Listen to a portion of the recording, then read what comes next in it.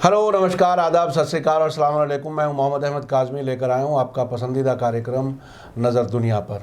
ये कार्यक्रम ज़रा हम अलग फॉर्मेट में कर रहे हैं, चूँकि अभी स्क्रिप्ट लिखने का वक्त हमारे पास कम है और इसको हम इस पर गौर भी कर रहे हैं कि क्या ये तरीक़ा बेहतर रहेगा, चूँकि इसमें कुछ सवालात भी आ जाएंगे और ख़बरों को और गहराई से समझने का मौका मिलेगा।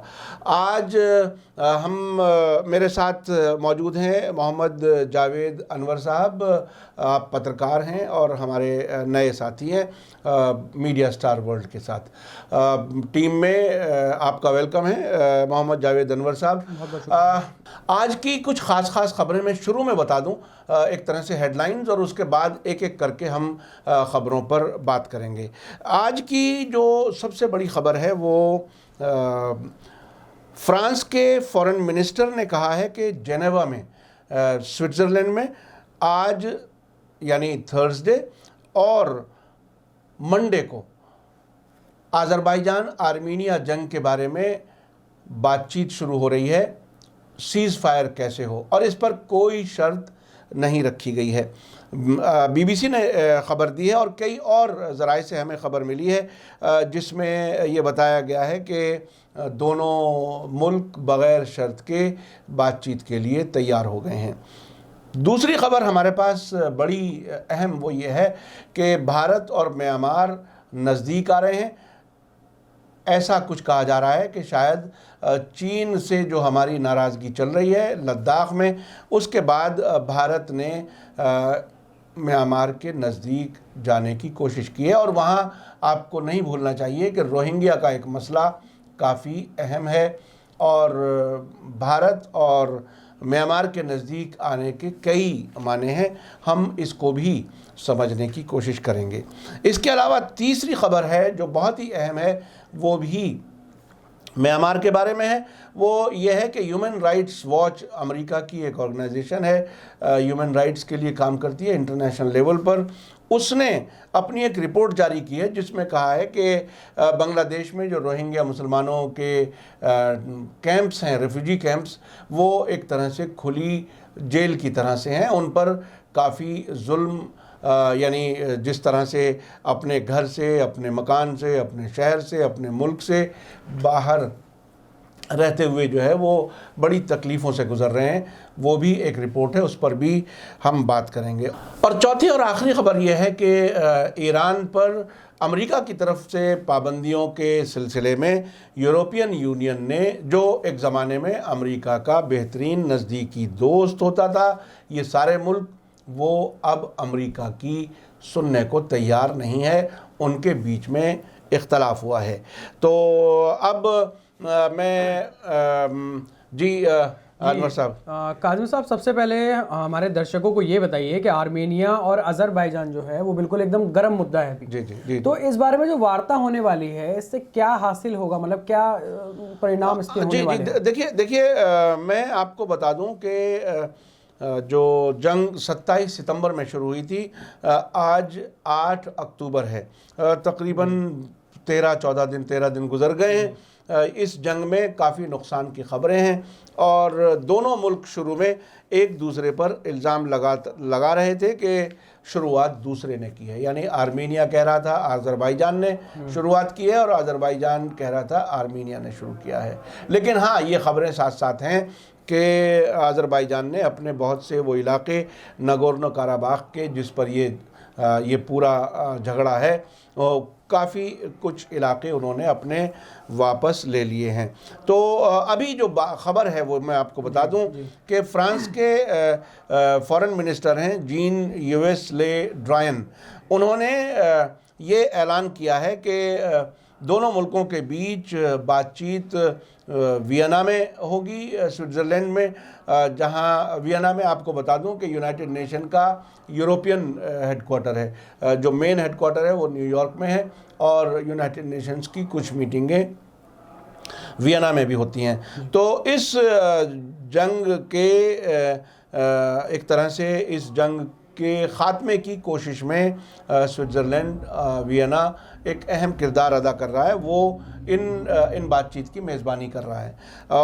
जो फ्रांस के फॉरेन मिनिस्टर हैं, उन्होंने कहा है कि बातचीत में कोई शर्त नहीं रखी गई है और नगोर्नो काराबाख में जो दोनों पार्टियां लड़ रही हैं वो एक दूसरे को समझाने की कोशिश करेंगी और किसी तरह से युद्ध विराम यानी जंग बंदी की कोशिश की जाएगी। शर्त से मुझे याद आया जो कल जवाद ज़रीफ ने बताया था कि काफ़ी जो उनकी शर्तें हैं वो काबिल कबूल नहीं है जंग रोकने के लिए। जी। तो हमारे दर्शकों को एक बार कुछ अगर वो शर्तें आप बता सकें। हाँ, वो देखिए, जवाद ज़रीफ तो दोनों तरफ बातचीत इसीलिए उन्होंने की है और ईरान के प्रेसिडेंट ने भी, हसन रूहानी ने भी दोनों तरफ के बातचीत करके मसले का हल किया जाए। देखिए, जब दो मुल्क कभी कोई जंग करते हैं और बग़ैर शर्त बातचीत के लिए तैयार हो जाते हैं, इसका मतलब यह है कि दोनों तरफ जंग रोकने का एक तरह से इरादा बन रहा है। तो ये एक पॉजिटिव साइन है, ये पॉजिटिव साइन है। और मैं समझता हूँ इस वक्त उन शर्तों को दोहराना कोई ज़रूरी नहीं है, इसलिए कि इल्हाम अलीयेव जो अज़रबैजान के प्रेसिडेंट हैं, उन्होंने अब से 2 दिन पहले, इसके अलावा तुर्की के प्रेसिडेंट रजब तैयब एर्दोगान ने ये कहा था कि जब तक वो जो कब्ज़ा किया हुआ इलाका है, 30 साल से उस पर इख्तलाफ है, वो जब तक वापस नहीं होगा जंग नहीं रुकेगी। लेकिन अब ऐसे इशारे मिल रहे हैं कि वो जंग रोकने के लिए दोनों पार्टियां तैयार हैं। ये जो ड्रायन हैं फ्रांस के फॉरेन मिनिस्टर, उन्होंने अपने यहाँ की पार्लियामेंट में जो फॉरेन अफेयर्स कमेटी है उसमें ये बातें कही हैं और उन्होंने कहा है कि इस बातचीत में फ्रांस, रूस और अमेरिका के ज़रिए ये शुरू की जा रही हैं और ये एक तरह से हेल्प कर रहे हैं, फैसिलिटेट कर रहे हैं इस बातचीत में। ये OACE ये एक तरह का ग्रुप है जिसका जो गठन हुआ था, जो बना था वो 1992 में बना था और इसमें जो नगोर्नो काराबाख वाला मामला है उसको हल करने के लिए ये ग्रुप बना था। और 1994 में भी एक बार युद्धबंदी हुई थी और उस वक्त तैयार हुए थे जंग बंद करने के लिए, क्योंकि इस पर कई बार टकराव हो चुका है। फ्रांस, रूस और North Atlantic Treaty Organization NATO और उनके बीच में इस इलाके में चल रहे संघर्ष को, जंग को फ़ौरन रोकने की एक तरह से कोशिश हो रही है। मंडे को अमेरिका, फ्रांस, रूस, इनके फॉरेन मिनिस्टर्स ने आर्मीनिया और अज़रबैजान के बीच जो गैर मामूली किस्म की जंग हो रही है, जो अब से पहले नहीं हुई, उसको उन्होंने क्रिटिसाइज़ किया था, कंडम किया था और दोनों को युद्ध विराम यानी जंग बंदी के लिए उन्होंने अपील की थी। तो ये है इस बातचीत की बात, क्योंकि ये बहुत ही अहम है। इसका जंग का रुकना, ये बात अपनी जगह ठीक है। अब तक जो इशारे आए हैं वो तुर्की अज़रबैजान के साथ और रूस आर्मीनिया के साथ बताए गए हैं, लेकिन जंग बंदी की अपील करने वालों में ईरान भी है, अमेरिका भी है और रूस भी है जो जंग बंदी की बात कह रहा है। तो ये बहरहाल एक मुस्बत साइन, पॉजिटिव इशारा एक मिल रहा है। अब हम दूसरी खबर की तरफ बढ़ते हैं। एक बड़ी खबर जो आ रही है वो ये है कि चीन और भारत म्यांमार जो है, जो बर्मा है, वहाँ विजिट करते हैं। हाँ, नहीं, वो ये खबर इस तरह से है कि चीन और भारत के बीच में जो टकराव है, इसके बीच में भारत म्यांमार के नज़दीक जा रहा है। अच्छा। और ये खबर BBC के एक नुमाइंदे हैं, उन्होंने उस पर बाकायदा गहराई से चर्चा की है। उन्होंने बताया है कि जनरल MM नरवाने जो हमारे आर्मी के चीफ हैं और फॉरेन सेक्रेटरी हर्षवर्धन श्रृंगला 4 और 5 अक्टूबर को बर्मा के दौरे पर थे। और क्या ये इसका इशारा है कि दोनों पड़ोसी एक दूसरे के नज़दीक आ रहे हैं। ये BBC के एक रिपोर्टर ने इस पर चर्चा की है। दोनों मुल्कों के रिश्तों में गर्मजोशी नज़र आ रही है। बर्मा में भारत के फॉर्मर एम्बेसडर राजीव भाटिया ने BBC से ये कहा है कि मैं समझता हूँ कि इस दौरे का एक ख़ास की अहमियत है और इसमें कोई शक नहीं है कि इस दौरे से दोनों मुल्कों के ताल्लुकात बेहतर होंगे, मजबूत होंगे। लेकिन ख़ास बात यह है कि भारत ने पहली बार फॉरेन सेक्रेटरी और आर्मी चीफ दोनों को एक साथ बर्मा भेजा है। इसमें एक ख़बर, इसकी डिटेल आगे जो आ रही है वो ये है कि इसकी वजह यह है कि दो वजहें इसकी बताई जा रही हैं। पहले तो ये कि वहाँ जो बर्मा है वहाँ की हुकूमत एक तरह से बटी हुई है, कुछ तो चुनी हुई सरकार है और दूसरे जो कुछ सेना के हाथ में है, और वहाँ दो लीडर हैं, एक तो कमांडर इन चीफ और एक स्टेट काउंसलर आंग सान सू की, जो एक बहुत बड़ी लीडर समझी जाती हैं। हालांकि उनको इंटरनेशनल कोर्ट ने बुला लिया था रोहिंग्या वाले मामले में, और उनकी जो एक इमेज थी, उन्हें नोबेल प्राइज़ मिला था। मैं आपको बता दूं, बहुत ही दिलचस्प है, नोबेल प्राइज़ उन लोगों को मिलता है जो अमेरिका वगैरह को खुश कर लेते हैं। तो ये बहुत ही अहम विज़िट थी। अब इसमें एक ख़ास बात ये आ रही है कि भारत सरकार ये चाहती है कि बर्मा सरकार के दोनों हिस्से हैं वो उनके नेता आपस में मिले और भारत की फ़ौज और उसकी लीडरशिप के सिलसिले में म्यांमार में बहुत ही एक तरह से इज़्ज़त है म्यांमार के अंदर।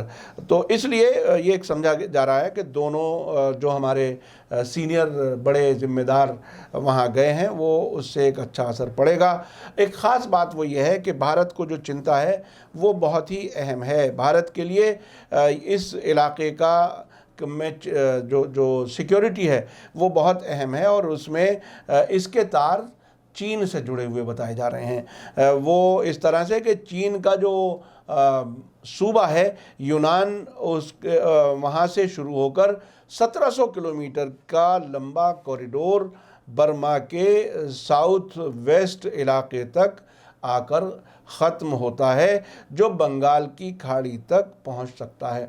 अभी आपने पिछले दिनों खबरें देखी होंगी कि चीन और बांग्लादेश काफ़ी नज़दीक आ रहे हैं और बांग्लादेश ने किसी हद तक भारत से भी कुछ मामलात में तकरार की थी, CAA के मामले में, और जो भारतीय जनता पार्टी के लीडर्स बांग्लादेशियों के भारत में रहने का इल्ज़ाम लगाते रहते हैं, उसमें भी उन्होंने नाराज़गी जाहिर की थी।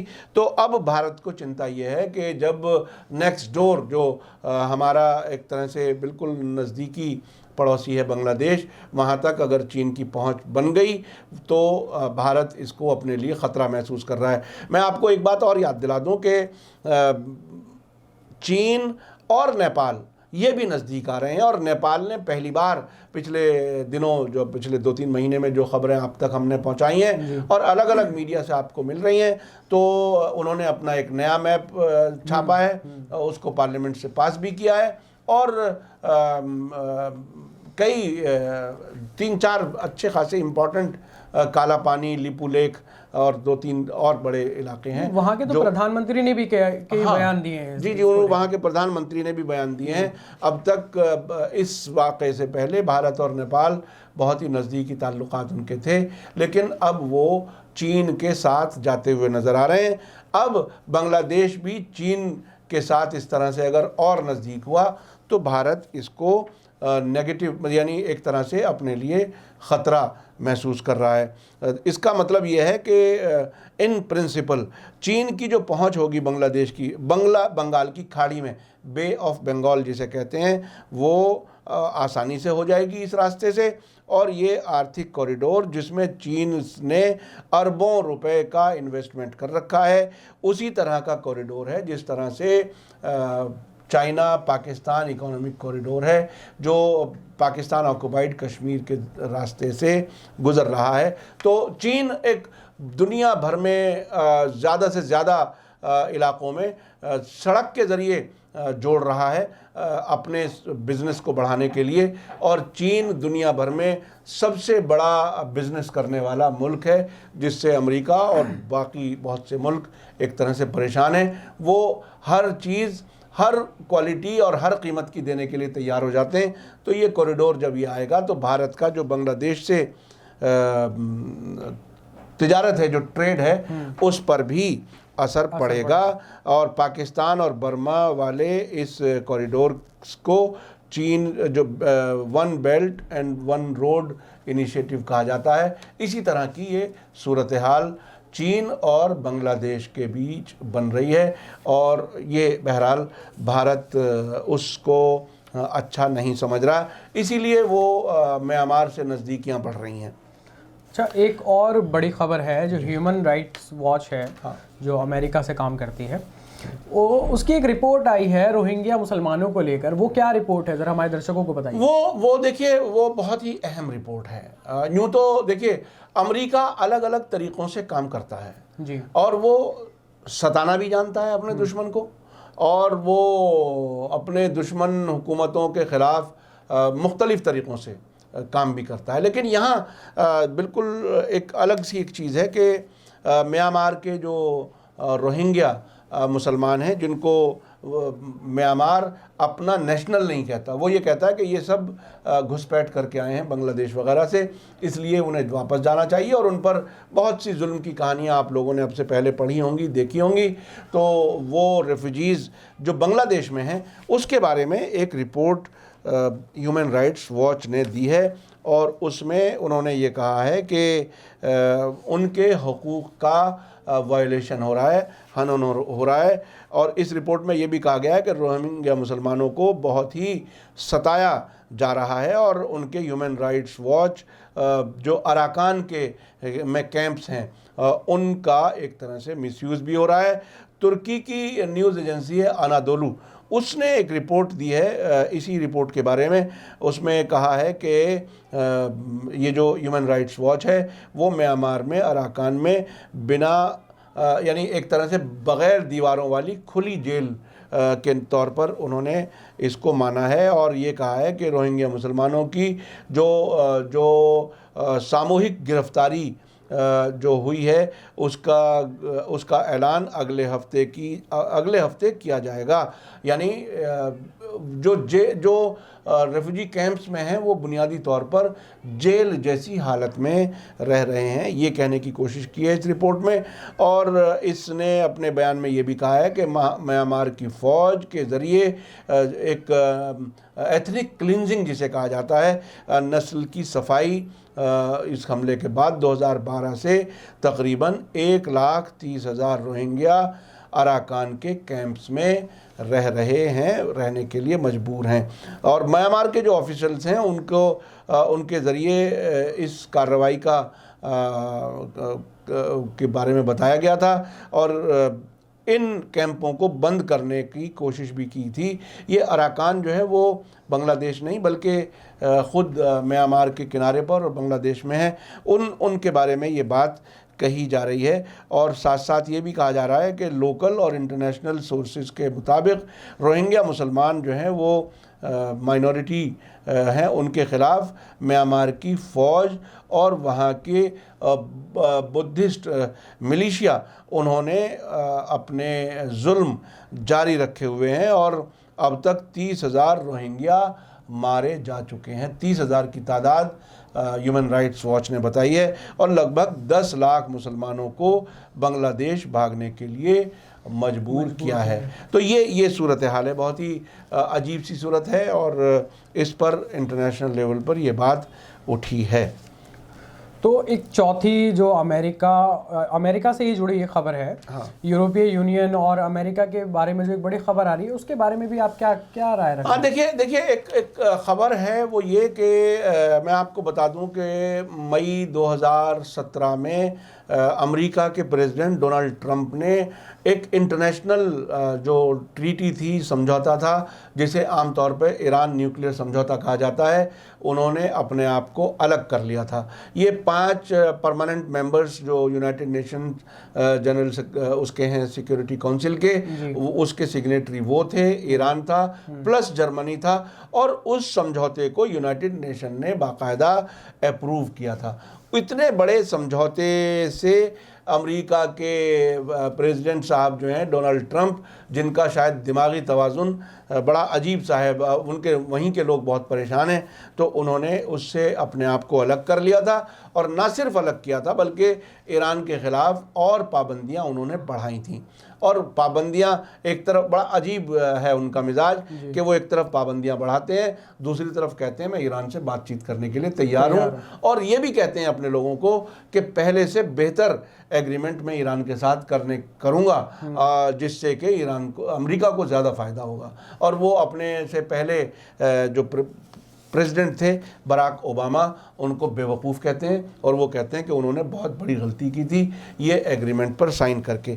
उसके बाद यूरोप और अमेरिका के बीच में अच्छा खासा टकराव है, चूँकि जोग्राफियाई तौर पर, भौगोलिक तौर पर यूरोप ईरान से नज़दीक है, और यूरोप ईरान से बिज़नेस भी करना चाहता है। वो आम तौर पर इवन अमेरिका में भी जो बिज़नेस लॉबी है वो इन पाबंदियों के ख़िलाफ़ है। वो तो ये कहती है कि आपने एक इतनी बड़ी मार्केट हमसे छीन ली, आप सोचते हो कि पाबंदी लगा के उसे सज़ा दे रहे हैं, बल्कि ख़ुद अपने कारोबारियों को भी सज़ा दे रहे हैं। तो वो एक आवाज़ मुसलसल उठती है।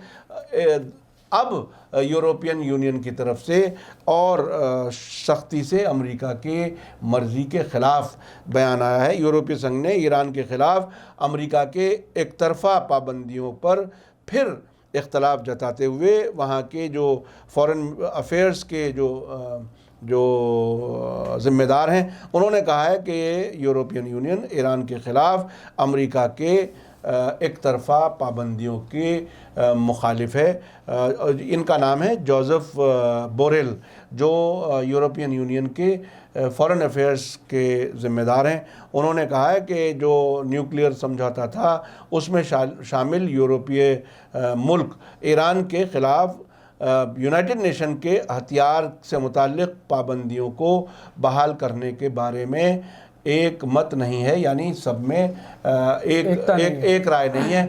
मैं आपको बता दूं कि जब ये एग्रीमेंट हुआ था 2015 में, तो उसमें 10 साल की पाबंदी ईरान पर जारी रहने की बात कही गई थी, और 10 साल के बाद ये पाबंदियां उठा ली जाएंगी कि ईरान बाहर से हथियार ख़रीदे या विदेशों को हथियार बेचे। वो पाबंदी अक्टूबर में अभी ख़त्म होने वाली है। उसके ख़िलाफ़ अमेरिका 20 अक्टूबर में समझता हूँ तारीख़ है उसकी, उसके ख़िलाफ़ अमेरिका ने यूनाइटेड नेशन सिक्योरिटी काउंसिल में, यूनाइटेड नेशन जनरल असम्बली में प्रपोज़ल एक रखा था कि ये पाबंदियाँ ईरान पर जारी रहनी चाहिए, और उसमें किसी भी परमानेंट मेंबर ने अमेरिका का साथ नहीं दिया, उसके ख़िलाफ़ है। और अब यूनाइटेड नेशंस के इस पास किए हुए एग्रीमेंट के ख़िलाफ़ जो अमेरिका का रुख है, ख़ास तौर पर पाबंदियां जारी रखवाने का, उस पर यूरोपियन यूनियन ने इख्तलाफ ज़ाहिर किया है और ये कहा है कि हम सब इस मामले में एक साथ नहीं है। उन्होंने ये भी कहा है कि जो यूरोप का ट्रॉयका जिसे कहा जाता है, 3 सबसे अहम मुल्क हैं जिसमें ब्रिटेन, जर्मनी और फ्रांस, उनकी तरफ से परमाणु जो समझौता था उसके बारे में किए गए वादों को फॉलो ना करने की तरफ इशारा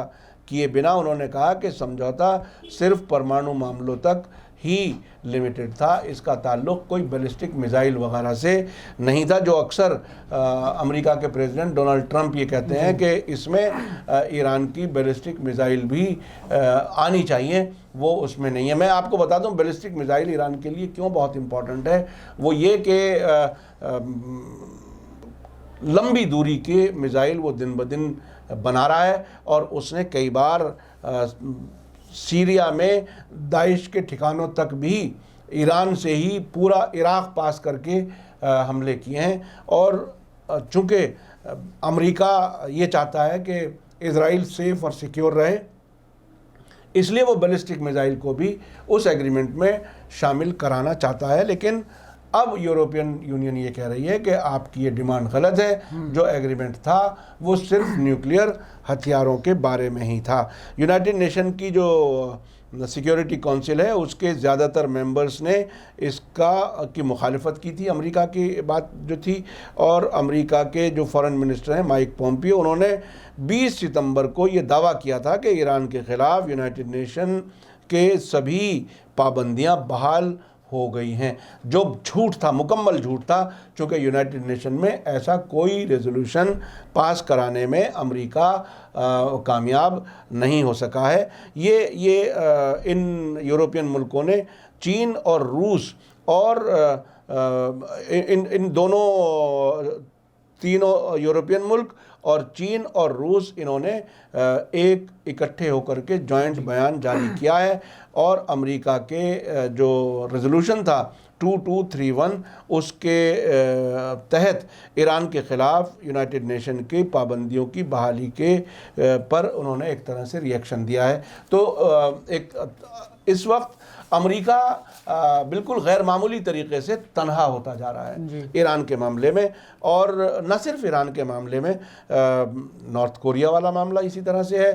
ख़ुद वो कभी भी धमकी दे देते हैं नेटो मुल्कों को, जो यूरोपियन मुल्क हैं ज़्यादातर, कि आप पैसा दो और नहीं तो हम आपकी सेफ्टी नहीं कर सकते, तो हम आपके सिक्योरिटी पर, सेफ्टी पर पैसा क्यों खर्च करें। जबकि अमेरिका का ये तरीक़ा रहा है कि वो एक लीडिंग रोल, एक सेंसिबल रोल, आम तौर पर सेंसिबल इसलिए कह रहा हूँ, मैं ये नहीं कह रहा कि वो बहुत समझदारी से सही तरीके से चल रहे थे। उन्होंने कई मुल्कों में जंगें शुरू की, इराक़ जंग शुरू की, अफ़गानिस्तान की, और लीबिया को तबाह करने में वो पीछे हैं। और लीबिया, अमेरिका के दोस्त मुल्क आज भी लीबिया को तबाह करने में लगे हुए हैं। तो ये एक ऐसी सूरत हाल बन रही है कि अमेरिका तनहा होता जा रहा है। तो ये सूरत हाल है। देखिए, हमारे साथ जावेद हैं और मैं शायद अपने इस प्रोग्राम का फॉर्मेट बदलने के लिए सोचता हूं कि चूँकि उसमें टेक्स्ट लिखने में और उसमें काफ़ी वक्त लगता है, आप लोग भी कमेंट्स में अपनी राय ज़रूर लिखें कि ये इस तरह का प्रोग्राम ज़्यादा बेहतर आपको लगता है या जिस तरह से मैं अब से पहले करता रहा हूँ। चूँकि वक्त कभी कभी बहुत ज़्यादा कुछ ज़रूरी चीज़ों में वक्त देना पड़ता है, और मुझे ऐसा लगता है कि इंटरव्यू में बहुत सी इन्फॉर्मेशन जो दिमाग में भी होती हैं, लिखी हुई हमारे सामने नहीं होती, वो भी मैं आपके साथ शेयर कर सकता हूं। भाई, बहुत बहुत शुक्रिया जावेद, आपने हमारा साथ दिया। मैं इसी के साथ अपने दर्शकों से इजाज़त लेता हूं और आपका शुक्रिया अदा करता हूं कि आप हमारे चैनल को लगातार पसंद कर रहे हैं और अप्रिशिएट भी कर रहे हैं। हमारे सब्सक्राइबर बहुत जल्द, मुझे लगता है 1 हफ्ते से भी कम वक्त में, हम 6 लाख क्रॉस कर लेंगे। इसी के साथ मुझे दीजिए इजाज़त। धन्यवाद, शुक्रिया। जय भारत, जय हिंद।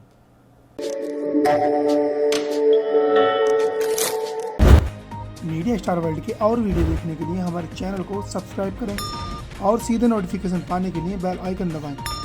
और अगर हमारी खबर सच्ची और अच्छी लगे तो अपने व्हाट्सएप, इंस्टाग्राम, फेसबुक और ट्विटर अकाउंट पर ज़रूर शेयर करें।